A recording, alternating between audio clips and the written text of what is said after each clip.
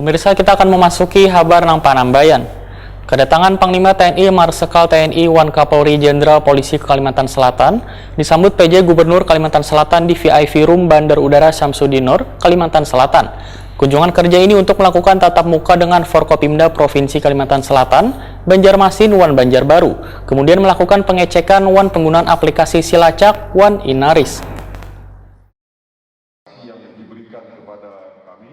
Kedatangan Panglima TNI Marsikal TNI Dr. Haji Hadi Cahyono SIP, Wan Kapolri Jenderal Polisi Dr. Andes Listio Sigit Prabowo MSI ke Kalimantan Selatan disambut PJ Gubernur Kalimantan Selatan, Kapolda Kalimantan Selatan, dan Rem 101 Antasari, dan Rindam 6 Mulawarman, dan Lanut Syamsuddinur Wan dan Dim 1006 Banjar di VIP Room Bandar Udara Syamsuddinur Kalimantan Selatan jelang tengah hari Kamis 5 Agustus 2021. Kunjungan kerja ini untuk melakukan tatap muka dengan Forkopimda Provinsi Kalimantan Selatan, Banjarmasin, Wan Banjarbaru di Auditorium Dr. Kiai Haji Idham Khalid Banjarbaru. Setelah itu melakukan pengecekan Wan penggunaan aplikasi Silacak Wan Inaris di Puskesmas Babinsa Babinkaptipmas Wan Kelurahan. Panglima TNI Marsikal TNI Dr. Haji Hadi Cahyanto SIP dalam pengarahannya menyatakan sudah melaksanakan pelatihan tracer Wan ingin melihat implementasinya di lapangan.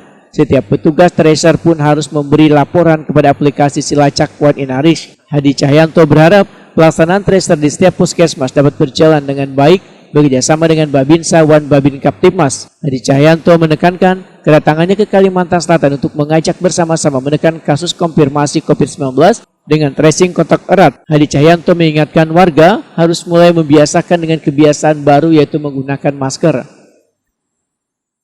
Yang betul yang dilakukan adalah mobil dan yang belum divaksin. Nah, ini menjadi prioritas PR bersama. Saya kembali pada kebiasaan menggunakan masker dan isoman itu harus menjadi kebiasaan baru. Jadi kalau enggak tiba-tiba keluar masker pun kemudian kok saya berus, saya nggak ngantor, saya isoman.